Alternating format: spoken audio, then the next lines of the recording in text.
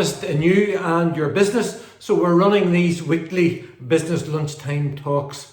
Let's see how together we can put the Bible back into business. My name is Trevor Boyd and I'm the minister here in Rathfriland, Presbyterian Church, and you can find out more about us by visiting our YouTube channel. Today we're thinking about Joseph and the subject of planning.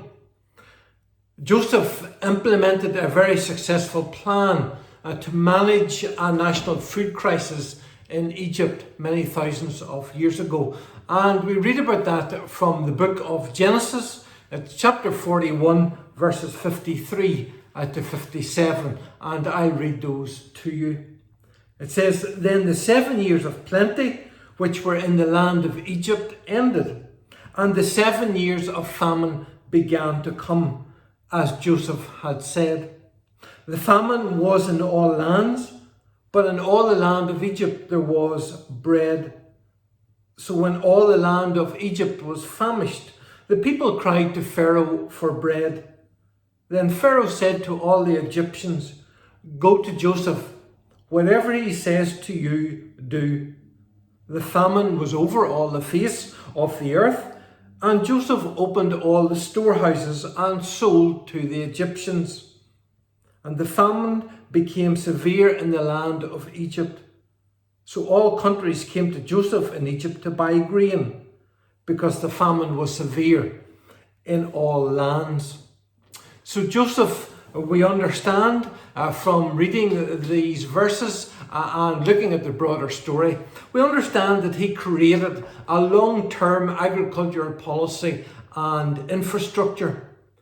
Joseph was learning and he was gaining from his experiences in life. There were opportunities to plan when he worked in Potiphar's house, when he managed the prisoners in jail, and now Pharaoh appointed him at the age of 30 to deal and to prepare with the 7 years of famine, which followed the 7 years of plenty. Joseph maintained his faith in God. He recognized that his wisdom and his discernment were gifts from God. But nevertheless, he still had much to learn about the land of Egypt and its agricultural sector in particular. As the senior administrator, Joseph's work touched on nearly every practical area of the nation's life. His office would have required that he learn much about legislation, about communication, about negotiation, about transportation, about safe and efficient methods of food storage, about buildings, about economic strategy, about forecasting, record keeping and payroll systems, the handling of transaction, both by means of currency and also by barter. He would also have to understand about human resources and about the acquisition of real estate. So this was no small job that Joseph had taken on. His extraordinary abilities were God-given for the good of many people. And our relationship with God and our relationship with work should be interwoven.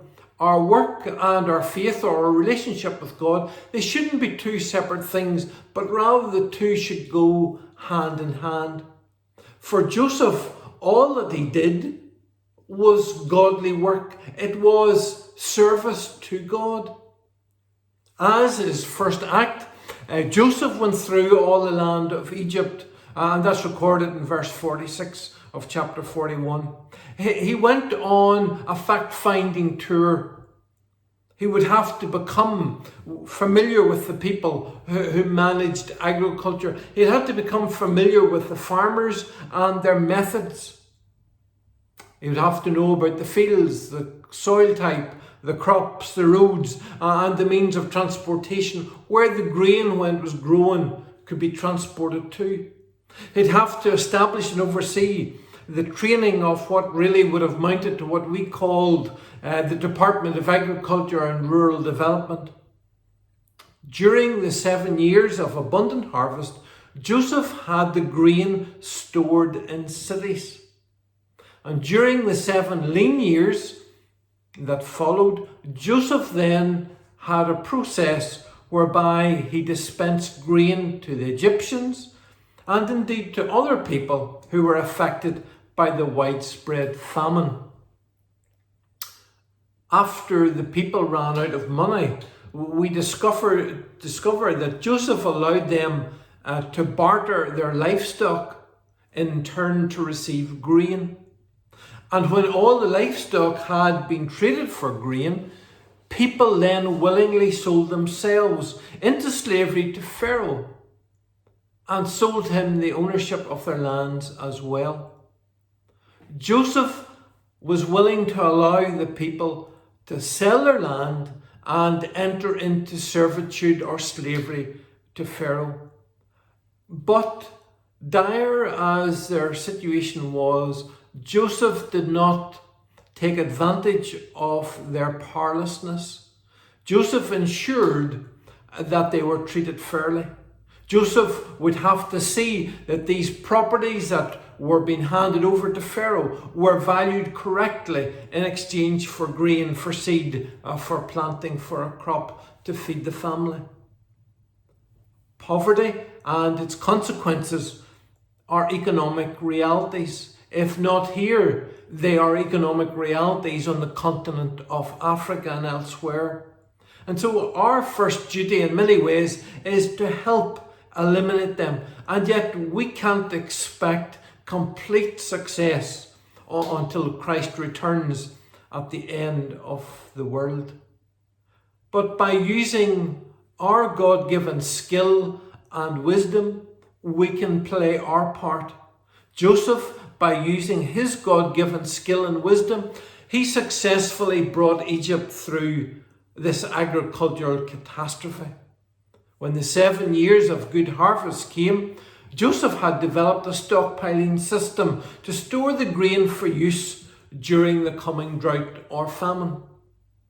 When the 7 years of drought arrived, Joseph then opened the storehouses which were strategically placed around Egypt, and they provided enough food to bring the nation through the famine. Joseph's extraordinary leadership can serve as an example for leaders today. It can serve as an example for you in your business, whatever your role is at this time. Indeed, it can serve as an example as in business you work through the consequences of this pandemic, and as we prepare for the unknown impact of Brexit.